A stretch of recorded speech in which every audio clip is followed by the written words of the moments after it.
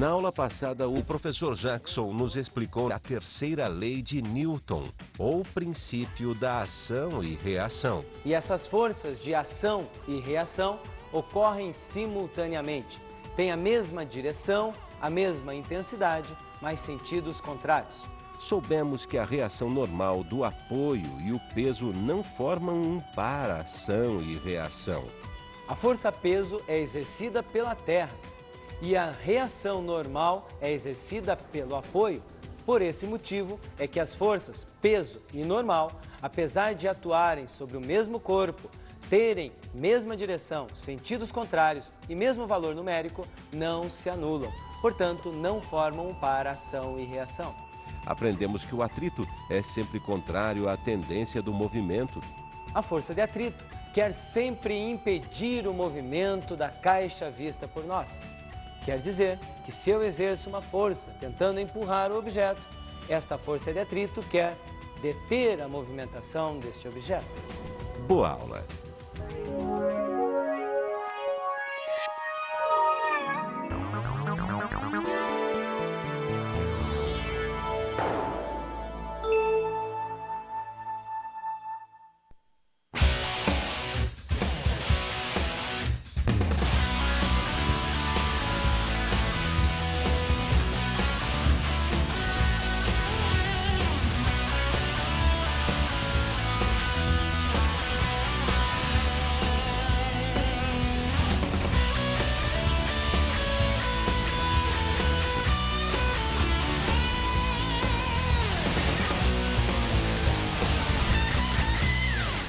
Olá, como vai?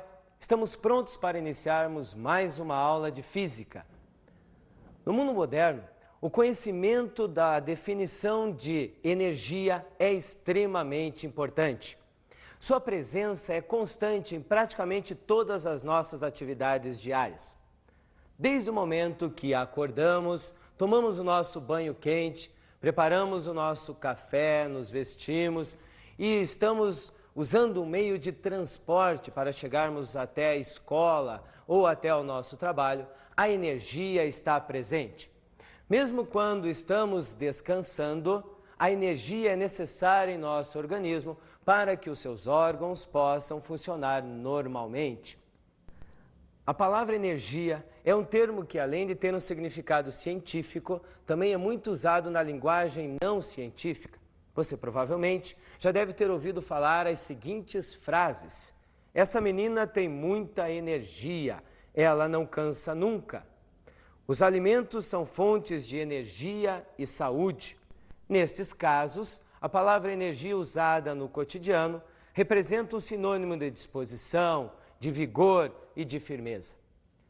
Em termos técnicos, a palavra energia pode aparecer nas seguintes frases. Faz muito tempo que não chove, precisamos economizar energia. O carvão e o petróleo são fontes de energia. E também o Sol é a principal fonte de energia para o planeta Terra. O significado de energia é extremamente complexo. Para vermos e para sabermos o que as pessoas pensam a esse respeito, fizemos uma enquete perguntando para as pessoas na rua o que significa e pedindo que deem exemplos de energia. Vamos ver? Como o senhor definiria energia? Energia é uma força, né? Ela é uma força que faz movimentar motores, enfim. Assim, não saberia acrescentar no momento assim. Eu acho que é isso aí, né? E o senhor saberia me dar algum exemplo de energia? A energia pode ser energia solar, energia elétrica, energia de motores, através de motores, até de uma pilha. Ela tem energia, né? O que é energia? Bom, eu acho que é fundamental porque a gente usa no dia a dia. Energia está em tudo. A gente usa em casa, onde a gente for, a gente vai estar usando. Então, não sei direito de explicar o significado, mas está presente em todos os momentos da nossa vida. Energia é complicado de definir. Como eu posso dizer energia? Tem energia elétrica, eu conheço, tem energia física, depende das proteínas, do alimento, só que eu não sei muito. Como você definiria energia? Como um fluxo de elétrons que corre dentro de um metal. E algum exemplo de energia? Energia elétrica, térmica. Energia, acho que é tudo que produz força ou calor, luz, alguma coisa assim. Energia é o que move o mundo. Energia é o que faz a gente se levantar, é o que faz a gente trabalhar, a gente ter uma família maravilhosa. Isso é energia de maneira simbólica. E aí existe a energia de maneira física, né? A energia elétrica, aquela que faz com que a gente tenha luz em casa, que a gente possa assistir televisão, micro-ondas e todas aquelas coisas maravilhosas que a vida moderna traz pra gente. Pois é, acabamos de ver que a energia tem um conceito um pouco difícil de ser definido. As pessoas na rua têm o conhecimento e que não é suficiente para definir com exatidão. Pois definir energia sempre foi uma das grandes dificuldades dos físicos. Desde Galileu, passando por Newton, chegando a Einstein, as definições desse termo sempre tiveram várias modificações. Até hoje em dia, vários cientistas da física teórica se dedicam a definir o termo energia. Nós sabemos que é fácil verificar a manifestação da energia, mas não defini-la. Basicamente, nós podemos dizer que energia está relacionada à capacidade de produzir movimento ou realizar alguma tarefa, isto é, a capacidade de realizar um trabalho. Sempre que atiramos um objeto, levantamos um corpo, subimos uma escada, empurramos um automóvel, chutamos uma bola de futebol ou lançamos uma bola de basquete, a energia está presente. A energia pode aparecer em diversas modalidades, dentre as quais destacamos energia elétrica. É talvez a forma mais importante e versátil de energia que existe. Versátil porque, como veremos, pode facilmente se transformar de uma forma em outra. E importante porque todos os países necessitam, para o seu desenvolvimento econômico, de energia elétrica.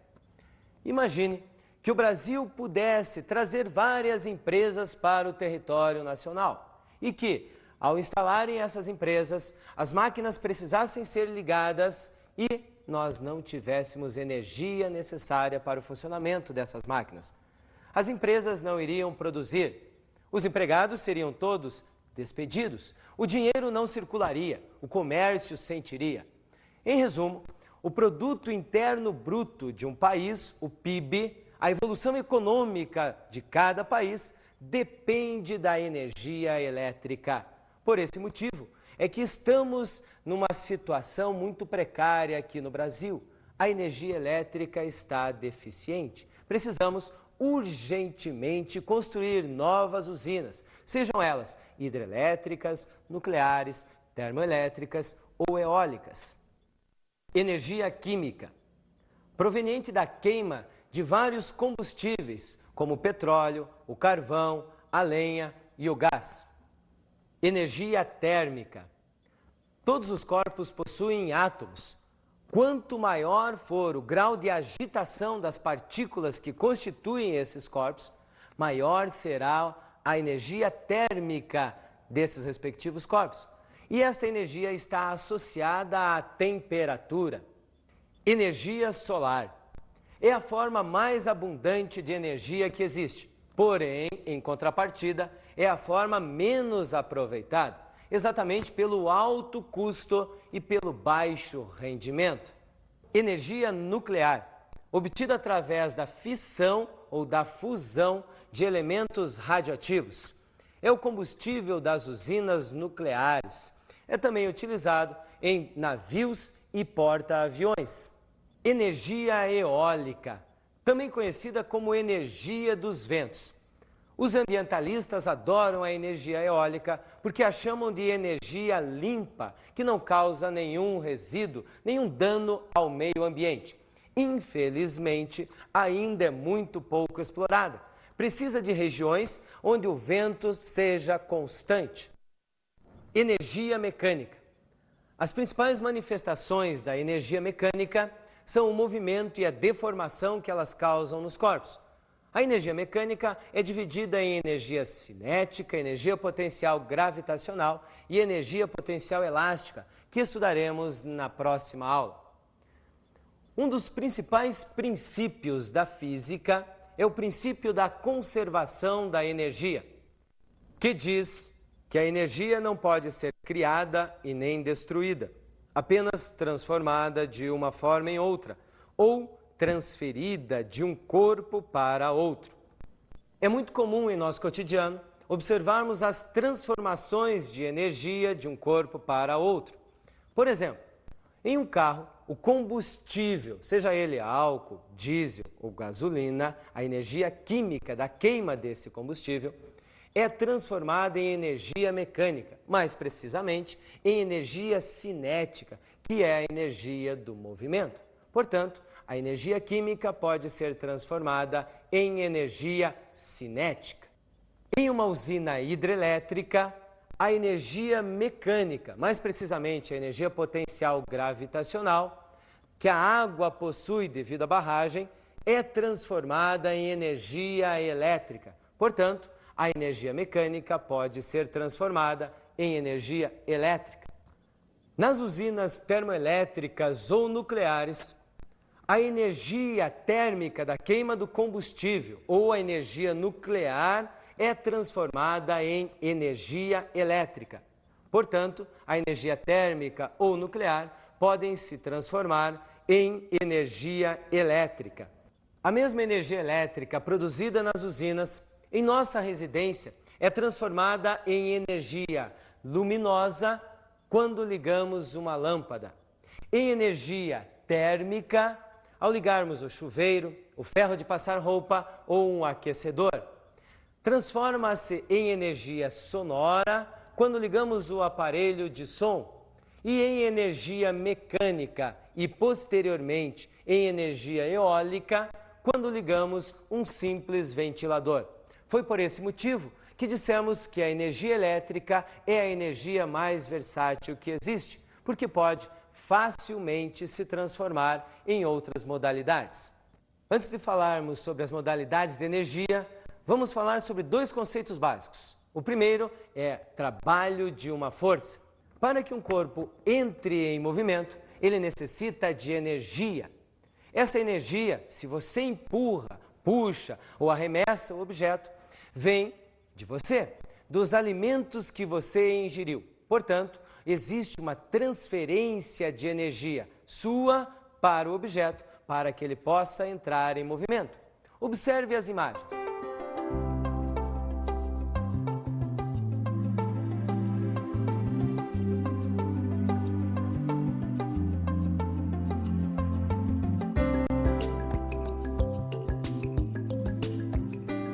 Observamos que em todas as situações ocorreu transferência de energia de um corpo para outro. Imagine a seguinte situação, que o objeto esteja em movimento porque você empurrou, porque você transferiu energia para esse objeto, sobre uma superfície horizontal e sem atrito, e que esse objeto colida com uma mola presa em uma parede. Ao colidir com a mola, parte da energia desse objeto, que ele tinha porque você transferiu, é transferida para a mola, comprimindo-a. Depois que a mola se comprimir totalmente, toda a energia que o corpo tinha passou para a mola. Logo em seguida, a mola com energia empurra novamente o corpo, fazendo com que ele se movimente em sentido contrário, isto é, transferindo novamente a energia, desta vez da mola para o corpo. Observe a animação que fizemos.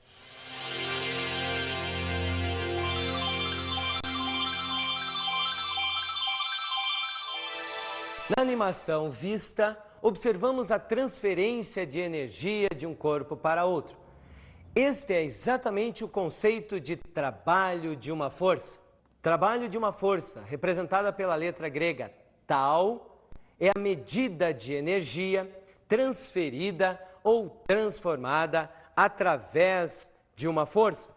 O trabalho tal pode ser obtido mediante o conhecimento do valor da força e do deslocamento sofrido pelo objeto. Observe a seguinte ilustração. Um objeto, no ponto A, inicialmente em repouso, é submetido a uma força F. Esta força faz com que ele se desloque até um ponto B, um deslocamento chamado de ΔS. O trabalho realizado pela força no deslocamento ΔS é, na realidade, o produto força vezes deslocamento. Matematicamente, temos a seguinte equação para a definição do trabalho de uma força. Trabalho é igual a força vezes ΔS. A unidade de trabalho no Sistema Internacional de Unidades é o Newton vezes metro e recebe uma homenagem especial e chama-se Joule. Portanto, no SI, Sistema Internacional, a unidade de trabalho é assim representada. 1 Joule é igual a 1 Newton vezes 1 metro, o que significa dizer que um trabalho de 1 Joule é o trabalho que uma força de 1 Newton faz em um deslocamento de apenas 1 metro. Vamos fazer um pequeno intervalo, voltamos em breve.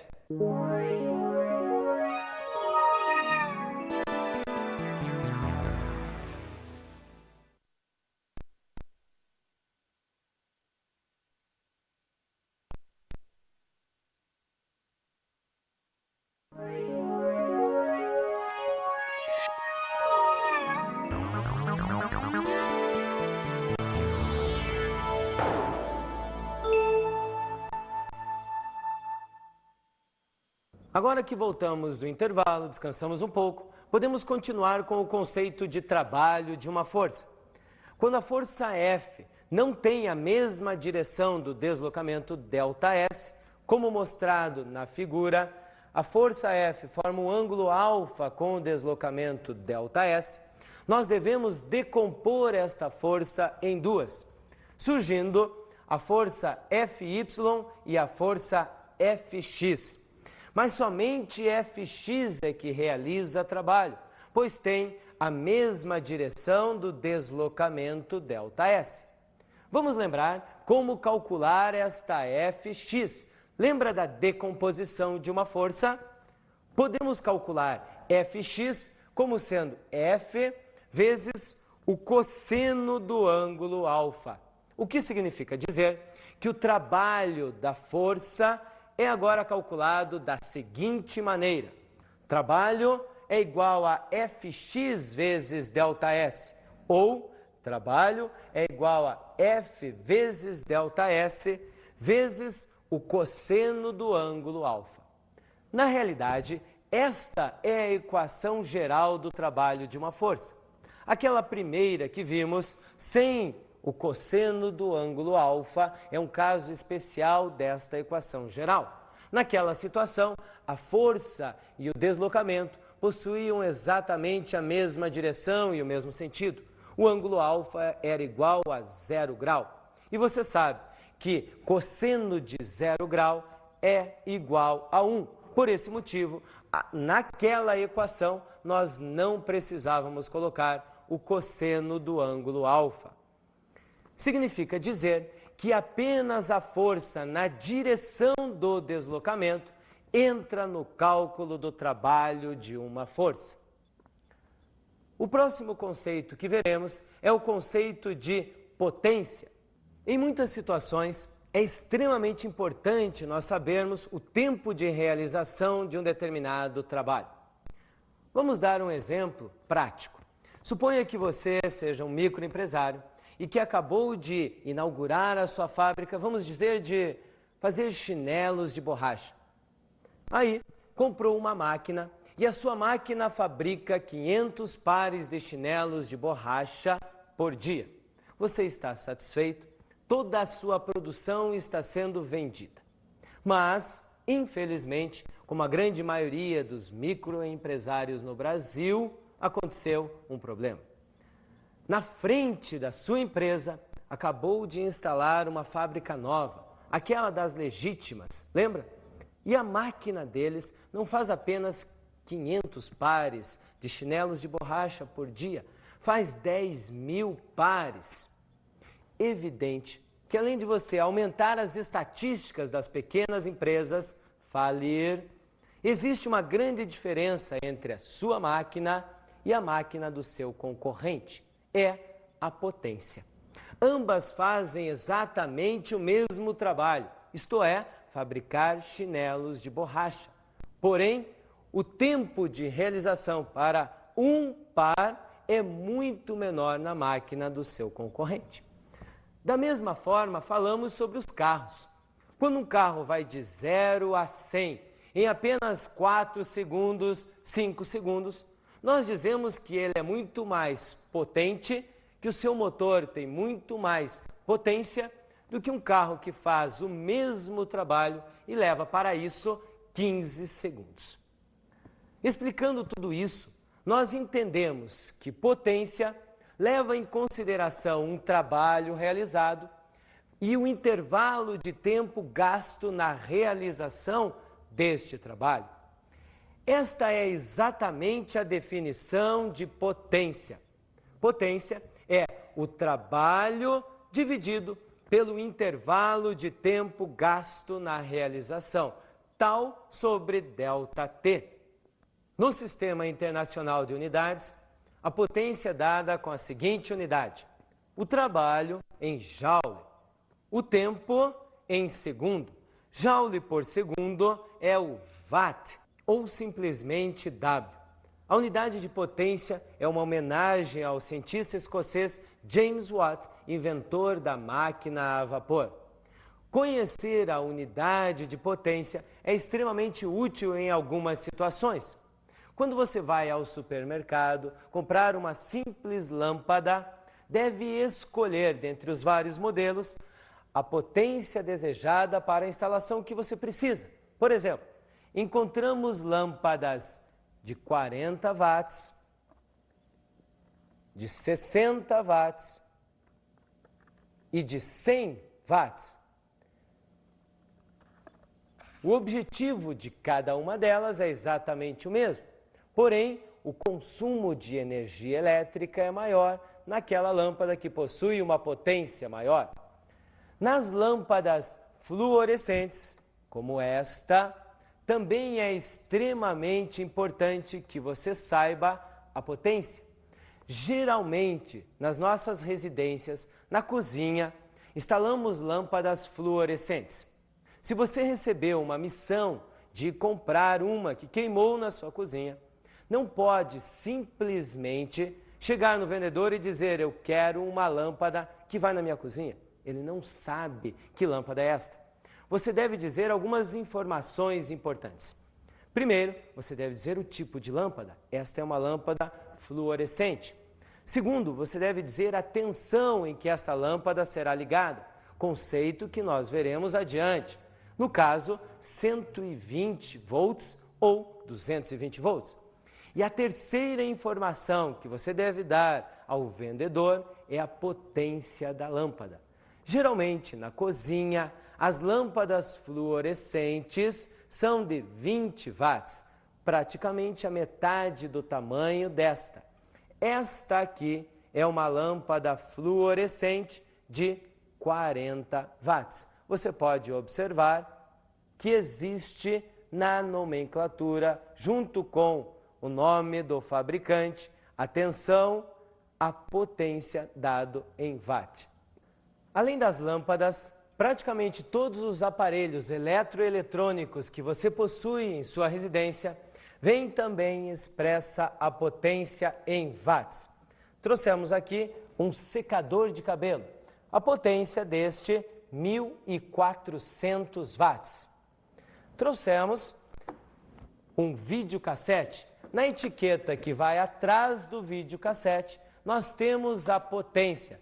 Neste caso, apenas 13 watts. Além de conhecermos a unidade de potência em watt, é importante também sabermos que existem outras duas unidades extremamente utilizadas e extremamente importantes. A primeira delas é o cavalo-vapor. Um cavalo-vapor vale 735 watts. Cavalo-vapor é uma unidade retirada do sistema francês e é extremamente importante na designação da potência dos motores dos automóveis. Praticamente todos os motores dos carros nacionais, a potência é expressa em CV, em cavalo-vapor. Fizemos uma entrevista numa concessionária de veículos e pedimos para verificarmos os motores dos carros e a potência de cada um deles. Vamos acompanhar a visita? Bom, pessoal, como foi pedido pelo professor Jackson, agora vamos ver alguns motores automotivos, começando por este. Este é um motor 1.6, 16 válvulas, com 110 cavalos, que atinge uma velocidade máxima de 190 km por hora. Tem um consumo relativo hoje em torno de 10 km por litro na cidade e 13 a 14 km por litro na estrada. Aqui temos um motor 1.0, 16 válvulas, com 68 cavalos de potência, velocidade final de 157 km horários, com consumo médio na cidade em torno de 12 km por litro e na estrada em torno de 15 km. Aqui temos um motor 1.0, 8 válvulas, com 59 cavalos, que atinge uma velocidade máxima de 144 km horários, com consumo em cidade de 13 km por litro e na estrada de 17 a 18 km por litro. Aqui temos um motor 2.0, 16 válvulas, com comando variável de válvulas, com potência de 140 cavalos, que atinge uma velocidade máxima de 190 km por hora, com consumo na cidade de 10 km por litro e na estrada em torno de 13 a 14 km por litro. Aqui temos uma linha de motores diferente, que seria motor a diesel. Esse é um motor 2.5 turbo intercooler, com 104 cavalos, que tem uma velocidade máxima de 145 km horários, com consumo em cidade de 10 km por litro e na estrada de 12 a 13 km por litro. A outra unidade utilizada para a potência é o horsepower, ou HP. Um HP vale 746 watts. Esta unidade foi inventada por James Watt para comparar a potência da máquina a vapor que ele havia inventado com a potência de um cavalo. A unidade HP é muito utilizada nos motores elétricos, nos motores de máquinas de cortar grama e também nos motores de popa, nos motores utilizados nos barcos. Selecionamos algumas curiosidades a respeito da potência. A Kombi, carro que já está sendo produzido há mais de 44 anos e continua líder no mercado de vans, tem ultimamente um motor 1.6 a gasolina que possui uma potência de apenas 58 CV. A Ferrari F40, aquela sonho de todo mundo, tem uma potência de 480 CV. Exatamente a potência de um caminhão Scania.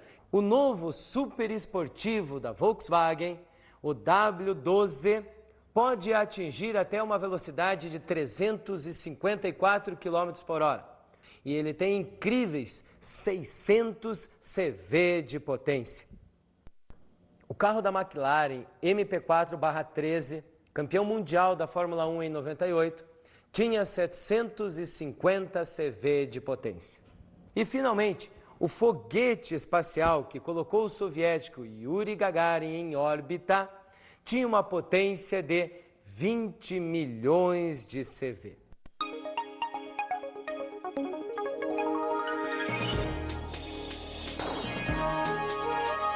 Pesquise em revistas especializadas, em enciclopédias, formas alternativas de energia e menos poluente que possam vir a substituir as energias atuais. Veja também no caderno de automóveis dos jornais e nas revistas especializadas a potência dos motores dos carros que são testados por esta revista. Mantenha-se sempre atualizado. Estamos encerrando mais uma aula de física. Espero que os conceitos de energia, trabalho de uma força e potência tenham sido extremamente úteis para você. Nos vemos em breve. Até logo! Olá, como vai? Estamos prontos para iniciarmos... Nesta aula, vimos que existem várias modalidades de energia. Energia elétrica, energia nuclear, energia eólica, energia mecânica, energia química, energia solar e energia térmica. E de acordo com o princípio da conservação da energia, ela não pode ser criada e nem destruída, apenas transformada de uma forma em outra, que é exatamente o que ocorre com a energia elétrica ao acendermos uma lâmpada, sendo transformada em energia luminosa, ou com a energia elétrica ao ligarmos um ventilador, quando ela é transformada em energia mecânica. Aprendemos que o trabalho de uma força é o produto entre a força e o deslocamento. Mas que o ângulo entre a força e o deslocamento deve ser levado em consideração. Se o ângulo for igual a 0 grau, basta multiplicarmos a força pelo deslocamento. Porém, para um ângulo alfa qualquer, precisamos utilizar a equação geral do trabalho. Força vezes ΔS vezes o cosseno do ângulo alfa. E não esqueça que o trabalho no sistema internacional é expresso em Joule. Soubemos que a unidade de potência no sistema internacional é o Watt. Porém, existem outras duas unidades de potência extremamente utilizadas. O cavalo-vapor, conhecido como CV, utilizado nos motores dos veículos, e o horsepower, conhecido como HP, geralmente utilizado nos motores náuticos. Até a aula que vem!